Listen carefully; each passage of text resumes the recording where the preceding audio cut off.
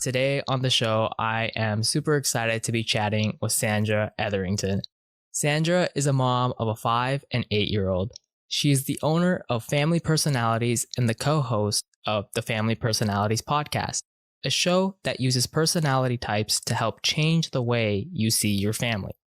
Sandra uses her experience and training in Myers-Briggs personality type to work one-on-one with families, helping them parent more effectively and compassionately based on their children's unique wiring and needs. Sandra, I'm so excited to be having you here on the show today and having a fellow INFJ as well. Yeah, thank you so much for having me. It's funny. I go on a lot of podcasts like this to try and kind of spread the word and get it out there. And I would say 7 times out of 10, the person interviewing me is also an INFJ because that's usually the personality type that's interested in hearing about personality type. Right, exactly. And so before kind of going further down into the topic today, so for the audience's context, I met Sandra as part of a fellow podcasters community called Matchmaker. And I've always been fascinated by this idea of personality types. I used to, back in high school, I remember try to sort out kind of what does my personality look like? How do I process information? And I was first introduced to Myers-Briggs back in college. A group of friends of mine, we discovered this framework and we just started wanting to know, like, what is our personality types, And so when I saw that you, Sandra, work with Myers-Briggs and that you actually help parents learn more about the Myers-Briggs personality framework and applying it to understanding their children to parent more effectively, I thought this is such a brilliant way and tactic to actually go about the parenting experience, because parenting, I'm not a parent myself, but parenting is such a difficult experience to go through. And I think if you can make it easier through learning personality types, something that seems very simple and very intuitive, but isn't, maybe that's the INFJ coming out. So today I'm really excited to be chatting with you to learn more about how to cater one's parenting style to their children's personality types. And before diving on into this topic, I'd love to kind of hear when you yourself first got introduced to personality types and how the idea of kind of applying it to parenting came about. Yeah, I was first introduced to it in my first career in the corporate world. And they use it a lot in the corporate world to help assist with teamwork. Understand the people you're working with so that you can communicate better, so that you can get things done more efficiently.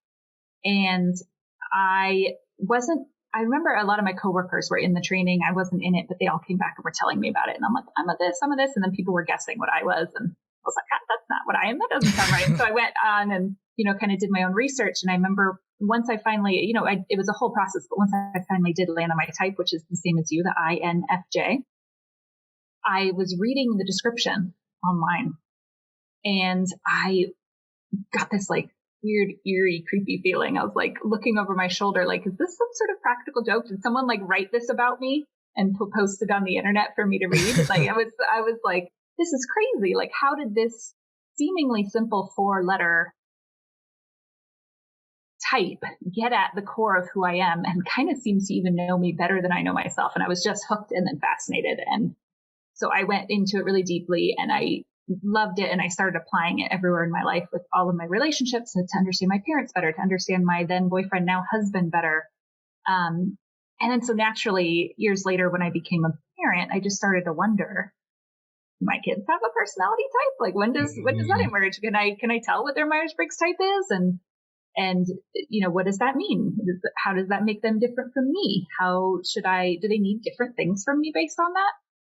And so it was just a natural curiosity that led me in this direction. And then when I would speak to other people about it and be like, my son is different from me in this way. And I wouldn't necessarily use Myers-Briggs terms at first because, other people don't speak that language. Mm-hmm. But when I would bring it back to that, people would be like, that's neat. I want to know what my kid is, and I talk it through with them. And I was like, well, this is really something that I could bring to other people. And so I eventually, once I felt I was a stay-at-home parent for the first 2 years of my kid's life. And once I felt ready to kind of get back out there and work, I went and got some trainings and did some more studying and work on it and really focused on how it works in the family setting and how it works with kids. Mm-hmm. And then I launched my business maybe a couple years ago. That's fascinating. I know that they use it a lot in corporate settings, but it's so funny how you were able to kind of bring it all the way back into your personal life. and, apply it to like your parents, or that relationship you have with them, with your Mhm. boyfriend, then now spouse, and then ended up going to children, and now being able to, through your learnings and findings, being able to provide these sorts of insights to other families that want to learn this. Because I think a lot of individuals would love to learn this type of information, but they don't necessarily know where's the best resource to kind of learn all this information. It's very daunting to also Mhm. intake all the information. There's a lot when it comes to Myers-Briggs when you break it down into the more granular details. And Mhm. and so when it comes to with working with your children, or working with a parent's child or children, those first couple of years are vital in terms of developing that bond between the parent and child. And so I'm kind of curious, from your experience, your learnings of the Myers-Briggs personality types, how can parents tune into the Myers-Briggs personality framework when it comes to being more attuned with with their children's developmental needs in the very early years? Yeah. So it's a lot of observation. And one thing that I really it's really important to me in this work that I do, that we don't assign our child a type and then that's just their type in our head forever and ever. It's Hmm. I think that type is something that you should come by yourself, and you should understand the model and pick your own type. And so when it's young children and we're just going based on behaviors, we call it a best guess type. So we're observing their behaviors. We're saying, I see you doing this most of the time. I guess that you function in this way, and I'm going to try and meet your needs in that way, but not to assign them or box them in, because I think that's, a less, it could be a harmful way of using type, is using it like more of like a fixed mindset kind of thing.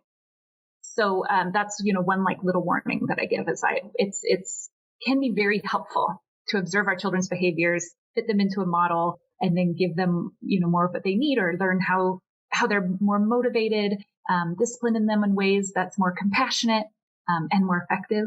Also, Hmm. so that's kind of my first thing. And do you want to give like a really quick rundown of what the Myers-Briggs model is for people? And then Yeah, yeah. I don't know if I'm the better do individual. you want me to, is what I meant.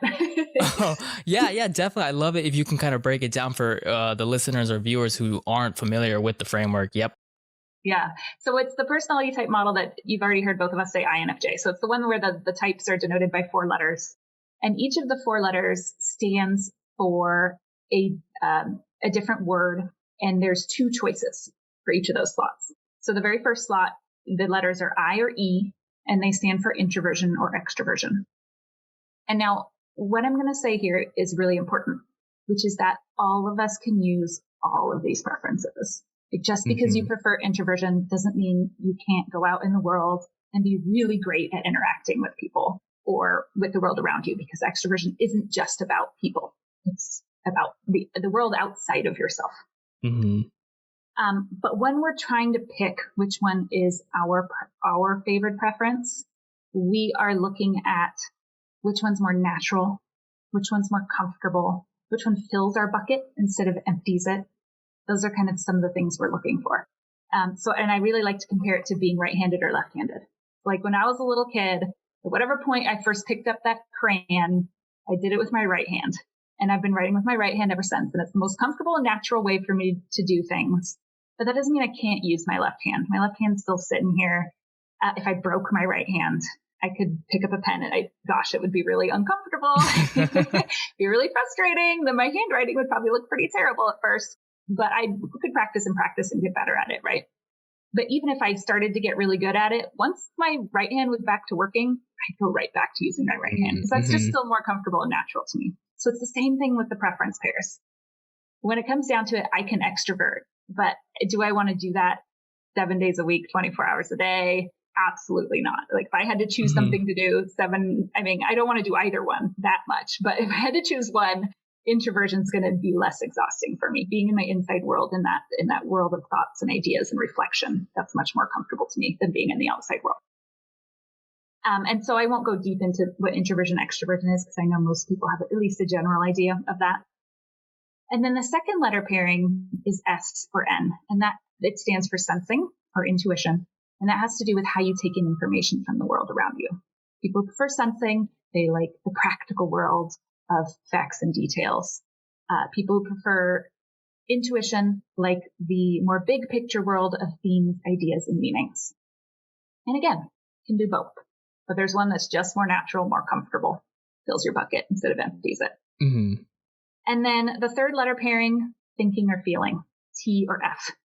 And this has to do not with whether you think and you're a logical person and not whether you have emotions or not, because everyone's all those things, I promise. But it has to do with how you make decisions. And people who prefer feeling, they prefer to step into a situation emotionally, considering their own values and ideals or other people around them's values and ideals when they're making decisions. That's just more comfortable for them. People who are thinking, they feel like that muddies up the waters. It's like so confusing to have to factor that into a decision. They'd prefer to step out of a situation emotionally and consider only the objective logical data. We can definitely do both of these things. We have to be functional adults. But I can tell you, I feel much more comfortable when I'm in the feeling mode, when I'm really taking in the emotions of others and sort of bringing them on to make my own decisions. And then the very last letter pairing is J or P, which stands for judging or perceiving. And this is how we approach our outer world. And people who prefer judging, they like to put their outer world in order using structure and planning. People prefer perceiving, they prefer to kick back and take the world as it comes, leaving things open and flexible, not deciding before all the information comes in. And that's kind of the overall breakdown of what it looks like. Yeah, no, definitely. Thank you so much, Sandra, for breaking that down into such depth. I think for those who may not have been familiarized with the framework, I think that's such a great foundational understanding that they can now assess maybe a little bit in terms of which of the two letters that they've, or which of the two options that they fall under when it comes to each of the four different functions, the four different functions within the preference pairs or dichotomies. Yeah. Mm-hmm. Before they even take a personality assessment, because I know I think I've heard you mention that sometimes personality assessments are not super accurate, and it's also very dependent upon, what mood are you in. Sometimes you're not in a great mood and you're going to answer questions based on your mood at that given moment, or what types of societal narratives that have been conditioned in your mind to think what is the proper appropriate answer here, not necessarily what you internally feel at the core of your very existence. So those are some great descriptions of each of the different behavioral pairings like you mentioned. And so I'm curious, when it comes to personality types and when they finally develop, I know it's kind of it's a very difficult, it's difficult to understand if it's the nature or nurture kind of debate. Do you have any insights as to when someone's personality type develops? Can it change? Like, at what age does a personality type kind of solidify within a child? Yeah. So I've looked into the research, and it's hard to find the exact point. There's a lot of people, especially in the Myers-Briggs company who I was trained by, who say it's inborn. So this is just how we come out. It's our natural brain wiring. I tend to believe that. But I know there's some people that feel that it comes a little later, but whatever it is, research shows that it is there from very, very early. In the books I read, you can even look back and see like one ESTP and another ESTP being very similar as babies to each other. So from very early, I wouldn't go and try and type your baby though. So I work with families actually as when they have kids as young as 4. But again, this is a best guess type. We're saying, here's the behaviors we're seeing, and we're guessing that they're leaning more in this direction. By the time they are 12 or so, they can really cognitively own that process themselves and be self-aware enough to start chiming in and saying, I know this is, they can chime in earlier, but to really own the process and say, this is who I feel I am, 12 and up for that, I say. Got it. Yeah, because I know some individuals have this idea that you can change or reshape where you fall in terms of the spectrum between the two different behavioral pairings. But I was always curious, if it's inborn or not, because I sometimes think of even myself as a kid and now as a young adult, I feel as if I have potentially changed. Maybe it's training. I don't know if I know, maybe we'll get into it a little bit later in the episode when it comes to the different layers of Myers-Briggs, looking at, the cognitive function, the secondary, I think it's auxiliary, tertiary, and inferior functions, how you can kind of train those, and it might be able to kind of stretch and expand your cognitive functions when it comes to the Myers-Briggs personality, but I've always been curious about that. Okay, so Yeah. So more nature. just like right-handed, left-handed, it's there from really Mm, early on. It doesn't mhm, change. But you could have really worked on that left hand. Like you could have really been like either because you got the message from society or your parents that that's important, or because you personally decided you really wanted to be good at that. You could have really worked really hard at that and might have even made it your identity. So I know for mm, me, my identity was extroversion for much of my life, and my identity was thinking as well. And it took peeling back the layers and understanding that I'm trying to be extroverted and thinking for everyone else. Who I'm mm. really most comfortable being, who I'm naturally wired as, is introversion and feeling. So sometimes that can be a reason why people will feel that they changed. And it doesn't mean you didn't Mm, change. Like we changed. Your Myers-Briggs wiring is not the only part of who you are. It's not the only part of your personality. We change, we grow, but that natural bent stays the same. that's a really great way of framing it. Got it. Okay, so going back to that right-handed, left-handed exercise, I think Mm-hmm. is a great way to look at it. Okay, so I'm curious throughout your time learning more about the framework and I guess working with some families without revealing any sorts of personally identifiable information. What are some of the more difficult personality pairings you found across your research and your findings working with families when it comes to, I guess, one, co-parenting partners, and then two, parent-child relationships? And how do they, I don't know if there's kind of a intrinsic type of conflict between some of these behavioral pairings. How have you found it best to overcome those kind of conflicts?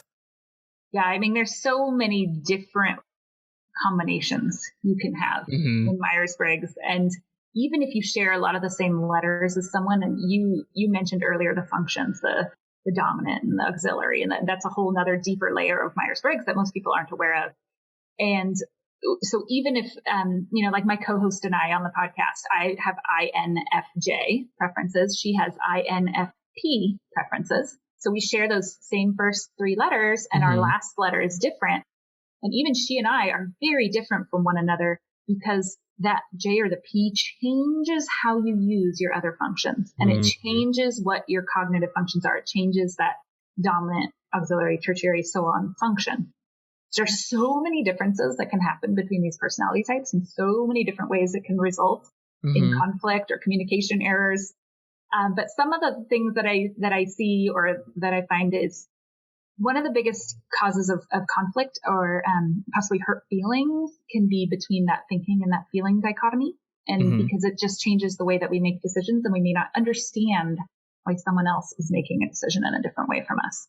And so that could be um, from little everyday decisions to like really big decisions. So it could be from what do I reply to you when we're in the middle of a conversation to what do we do about this career change or like, where do I want to go to college if you have a teenager at home?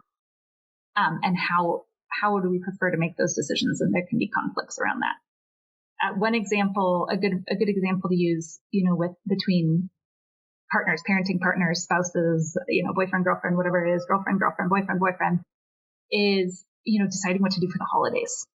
Mm. So there can be a lot of conflict around that, right? And I can tell you that my husband he has a preference for thinking, and thinking, specifically thinking and judging, which is the T and the J. And then I have a preference for feeling and judging, so F and J. Hmm. And for him, decisions are most comfortable and he feels most confident in them when they are about efficiency. Mm. He's emotionally removing himself from the situation. What's the most efficient way to do something? For me, mine is all about meeting the good, the common collective good outside of myself. So looking, what do other people need and taking that on as my own responsibility. Oof, there's so much like there that's like, we all have positives and negatives to these things, right? And it can be great. It can be selfless, but it can also just be like, a forgetting of yourself and whatever Hmm. else. And so say we're trying to make a decision. Neither of our families live here in the States. So it's always a trip when we're going to see family for the holidays. We have like a 9-hour drive to go see, my parents and his parents who do live close together. And let's say I'm thinking about, Aunt Cindy, who hasn't seen the kids in, 6 months or a year. she's older. She can't make the trip to see the big family thing, but it's, it's going to take an extra 2 hours of driving to get there. And we can only spend, however much time because of our schedule.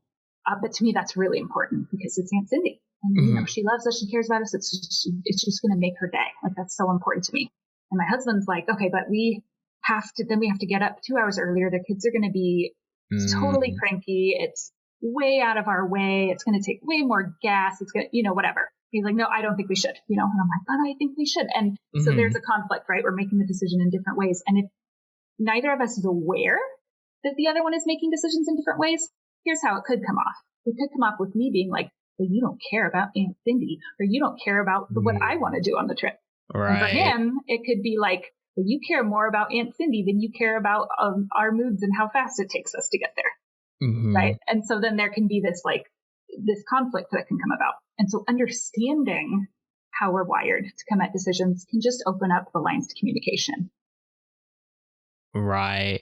Right. So I'm curious when it comes to then the parent-child relationship. I'm sure it's also very difficult to understand that difference between the thinking and the feeling when it comes to a parent-child relationship. I'm curious if you have an example of how there's that miscommunication between a parent and child. And oftentimes it's the parent wanting to maybe force their way of thinking on the child when it comes to decision-making processes. But sometimes, like you just mentioned, when it comes to co-parents, that there's a different way in which they're wired. Maybe we need to take a step back and think, how are they processing the information? Is there a way I can kind of translate it into their wiring? I don't know if you have an example when it comes to that. Yeah, I have a great example I use all the time with my kids. My poor kids are at some point, they're going to be old enough to be like, stop talking about me on your podcast. But until then, so my son has a preference for thinking. I have a preference for feeling. My daughter has a preference for feeling. And so again, he's taking the emotion out of it when he's making decisions because that's confusing. He doesn't know how to make decisions that way, especially with as young as he is. He's 8. And the time that this story he was 7. So he and my daughter are sitting down together coloring on the floor. A nice, peaceful moment in the parenting day, which is very rare, but they're sitting coloring together, right? And my daughter, she was maybe 4 at the time, 4 or 5. And so she's coloring her picture, and she says to my son, his name's Riker. She says, Riker, do you like my picture? No, big brother, do you like my picture?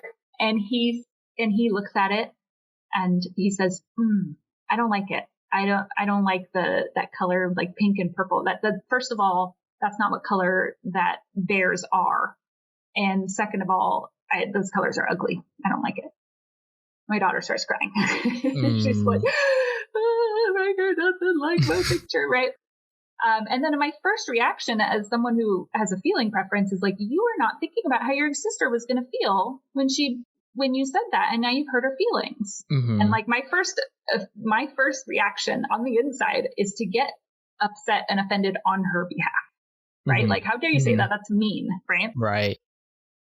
But really, if you take a step back and I think, okay, it's hard for him to make decisions with how is someone else going to feel about this in mind? He's just answering honestly. He's answering objectively, right? Right. And so, or maybe, saying something's ugly, maybe that's not objective. That's more subjective. But objectively, he's looking at it and it wasn't the right color. The bears are not pink and purple.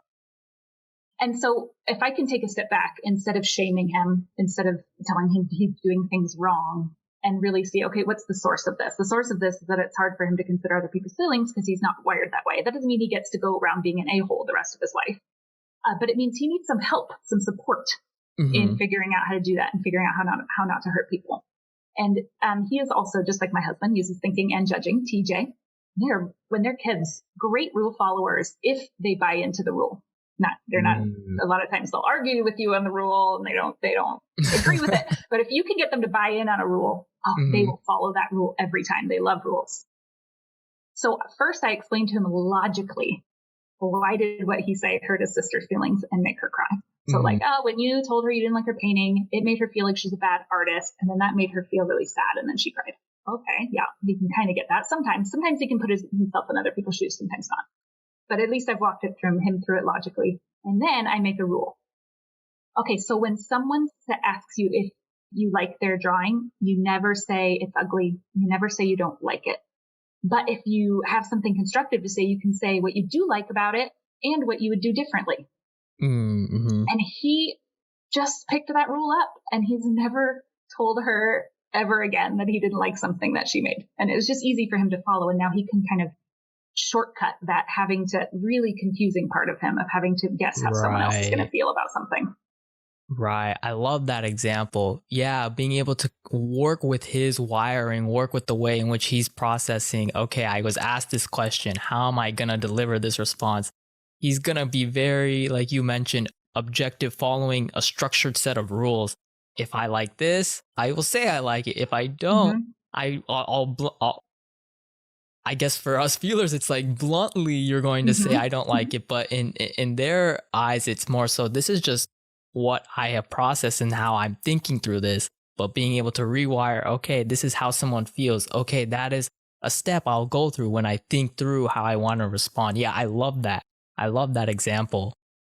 And so I'm also a little bit curious, kind of going back to the idea when it comes to the other functions when it comes to personality types. I know like you recently released an episode on cognitive functions when it comes to like the auxiliary, the tertiary, and the inferior functions. I think I read somewhere that they develop a little bit later on in life, or we gain greater awareness of our dominant function, and then we can explore and kind of train these other more inferior functions. I'm curious, when for parents and even for children as they grow up becoming teenagers and young adults, how can they incorporate some sorts of practices to continue tuning into and evolving this parent-child relationship as they expand upon their personality type and the functions that go along with it? Yeah. Yeah. So I really, with younger kids, it's all about those first two functions. It's all about your Mhm. most comfortable and natural way of being and really focusing on that. Because the idea with this type development is that you're going to be able to develop your weaker functions better if you've done a lot of work on those stronger ones first, Mhm. and those more natural ones first. And so I always tune families into, here are their front seat functions, or the first and the second function. And let's really work on those and let them work in that space. That's why with my son, instead of forcing him to stretch to that, trying to figure out how someone else is going to feel about something, I put it in his language, in the Mhm. rules-based language. And once he gets really good at that, then he'll be able to eventually stretch and be able Mhm. to himself Mhm. figure out how someone else is going to feel about something. But expecting them to be able to do that at a really young age, Mhm. or shaming them about not being able to do it, is only going to be harmful and not helpful. So it's really about paying attention to those main, most comfortable ways of being in the beginning, and just giving little bits here and there of Mhm. how to stretch. I really say 80-20. So like 80% of time in your most comfortable function, 20% of time stretching. And then as they grow, as they become teenagers, you're going to see them start to play a little bit with those others and stretch to that other side. And you might even see them go through a long phase of stretching to the other side. As teenagers, we Mhm. really start Mhm. trying on these other sides of ourselves. And maybe a teenager who used to be really like relying on that dominant function of feeling and like so friendly and like kind to everyone else, all of a sudden is going to go through like a little more of a dark, like rejecting people kind of a phase, and Mm. a little more snarky at home, especially at home where they feel safe, maybe less so out with their friends. But Mhm. and that can be, they're testing that out. They're trying out those other functions. I don't know if that answers your question, but No, it definitely does, and I can relate. I definitely remember going through a more snarky phase during my teenage years. This little inner rebellion. I think maybe still there's a little bit of an inner rebellious streak going on with me. I don't know if it's an INFJ thing, but no, that definitely makes sense. Definitely makes sense, and I think for individuals who maybe this is kind of where it gets a little bit more granular with the different layers, with these different functions, the cognitive, the auxiliary, the tertiary and inferior functions. I know that Sandra, you just released your episode on cognitive functions, and in the show notes there's a really great analogy when it comes to, I guess, a car and the people situated in the car in terms of understanding where those functions lie, in terms of the dominant one being in the driver's seat. I think it's the auxiliary and the passenger, and the tertiary is like a 10-year-old in the back seat, and then mm-hmm. the inferior is like the 4-year-old in the other back seat. So for folks who are interested in learning more about what those different layers and functions are all about, I would highly suggest checking out that episode and that analogy in the show notes. It really helps explain it a little bit more for especially parents that are going through the phase where they're handling teenagers, where like you were mentioning, they go through a little bit of a stretch into a different realm of the personality type, and you're thinking, Mhm. what's the sudden change here going on, buddy? So I think that's a great episode to kind of lean back into. And so, Sandra, what I like to do at the end of each and every single one of my episodes is this final segment I call the 3 keys to relationships. And so, this is a segment where I ask guests 3 questions to kind of gauge their own insights and philosophies when it comes to relationship management. And these aren't quick fire questions either. These can pertain to any and all relationships. So I'm really curious to hear your answers when it comes to these. So the first question I have is, what's your number one relationship red flag? In myself or in someone else? Or I guess just in general when it comes to yeah, I guess maybe for both, yeah, for self and for others. I'd love to hear it. number one relationship red flag.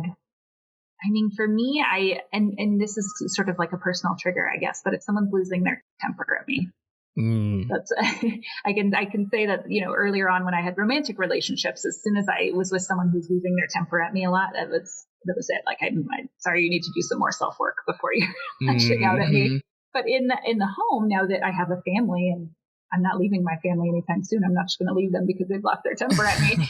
Um, that can be a sign that someone's really stressed out and we need to take a deeper look mm, at what's happening. So, my kids are losing their temper at me. If I'm losing my temper at people, which when I'm under extreme stress, I can do, mm. and so on. It's like, okay, let's look at, and there's signs too with personality type that you can see when someone's a certain way. That's a sign of chronic stress. So Interesting, interesting. Okay. Is do you have like some insights when it comes to that? When it comes to like, yeah, when that stress or that temper kind of boils up for personality types, maybe at a high level, maybe not going deep into the details.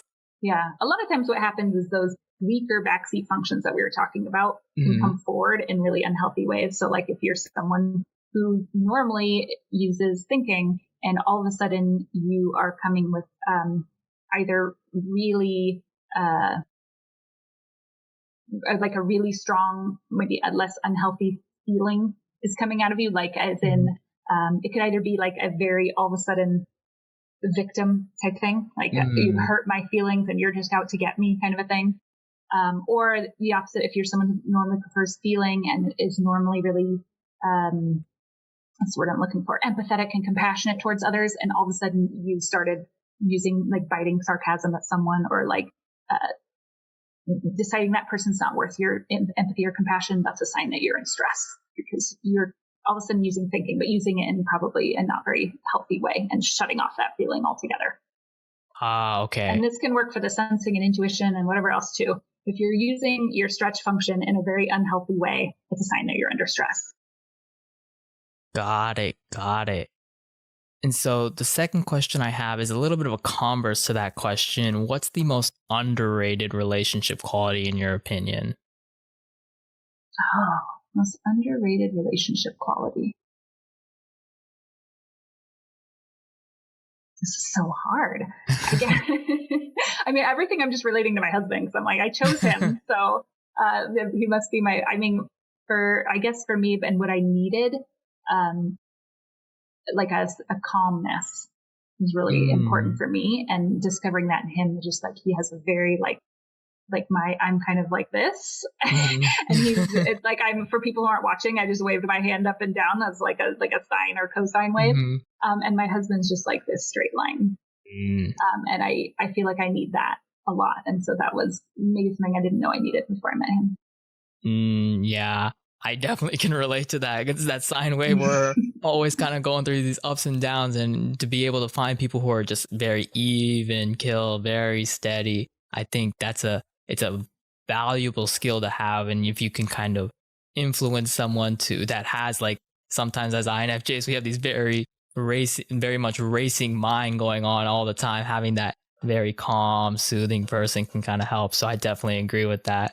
Mhm. And so the third and final question is, what would you say is your own mantra or slogan when it comes to relationship management? So I can give some context. This podcast, it centers itself around the idea that we don't make relationships, but we make relationships better. So I'm kind of curious if you had to Mhm. have if you had to kind of come up with a slogan or mantra, if you don't already, what would that look like for relationships? And even we can expand it just to life in general at large. Yeah, I actually right away thought of something, and it would be a question rather than a slogan, but it's a question I ask myself when I feel myself like starting to get upset with my child or with my spouse. And that is this about me? Because my Mm. immediate reaction is always like, this person's doing this to me. Or Mm. they're, my husband, one of his ways that you can tell he's under stress is often he'll be very outwardly critical. And so like there, he might make an offhand remark about, where I used this, it might have even been on the podcast. I used this example recently where like I came home with groceries and he said, Whole Foods, could you have got that stuff somewhere else, somewhere less expensive? And my immediate reaction was like to get very defensive and to get very Mhm. personally. And when I ask myself the question, is this about me? Then I can remember to take a step back and be like, hey, is everything okay? Are you stressed out? And Mm. almost always, oh yeah, I just got off the phone with so-and-so and I'm really upset about this or that. Like, and realizing, oh, he's just acting outwardly because he is stressed. Has nothing to do with me. Right. And my kids, the same thing. Has nothing to do with me. They're not trying to push my buttons. So yeah, Right. that's my number one question is this about me? And really think critically about that. I love that. I absolutely love that because we have a tendency to take things so personally when we're getting those kind of comments like thrown at our way or some sort of behavior when in reality, yeah, like you mentioned, there's something that's potentially going on in that other person's life that you may not be aware of. And but we always tend to attribute it to ourselves. We always Mm-hmm. tend to attribute the behavior, the reaction, the emotion behind it to ourselves. So I love being able to kind of distance yourself from that emotion. Try and understand where's the root of that emotion potentially, because more often than not, like you were mentioning, it's not going to be with you. Mm-hmm. And if you can ask yourself, but we never seem to ask ourselves that question. So I love that. I love that. And so, Sandra, this has been such a great conversation. I love kind of delving deeper into the personality types. I know there's so much more that goes on with Myers-Briggs and other personality frameworks as well. And so for the listeners and the viewers, I know a lot of them are new parents or are going to be parents in the very near future. If they're interested in kind of learning more about personality types or even working with you, where can they kind of get connected with you? Yeah, so check out the website, familypersonalities.com. You can click on services, and that's a way if you're ready, if you're like, tell me my personality types and my kids' personality types now, you can just go purchase right away. But you could also set up a free intro consult to ask more questions on my website. Check out the podcast, Family Personalities. And you can also follow me on Instagram. It's called Family Personalities there also. Oh, and I have some free downloads on my website. So if you go to familypersonalities.com/downloads, right now I have an introversion, extroversion one up there for kids. So you kind of give you an idea of how to tell whether your child prefers one or the other. And I also have judging and perceiving. And eventually I'll get the other two up there. It just hasn't been high on the priority list yet. Awesome. Awesome. Yeah, I will definitely be linking all of those down below in the show notes or the description for the viewers. And yeah, definitely I've taken a look at Sandra's Instagram account and there's so many different posts in which she breaks down the different personality types, the different behavioral pairings and kind of looking at the angles in which people process information depending on which type they are, like E and I or so on and so forth. So definitely I'll be linking all that down below for folks to check out. And so, Sandra, this has been wonderful. I'd love to leave some time here at the end for you to, leave any lasting parting messages. No, I would just say, if you're curious, check it out because I found personality type to be very healing and helpful in my life. And so I really just want to bring it to other people to do the same. Wonderful, wonderful. Well, thank you so much, Sandra, for coming on to the show today. I really appreciate everything that you've shared with us. Yeah, thanks so much for having me.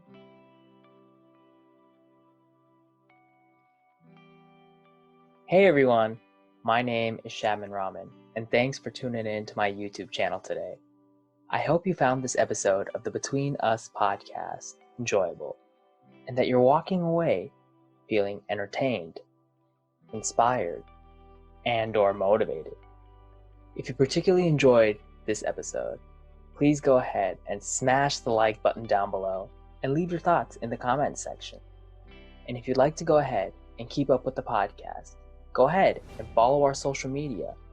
And please go ahead and subscribe to the channel and turn on the notification bell, so that way you can find out about new episodes as soon as they're released. Until next time, everyone, take care, and we'll see you all in the next episode.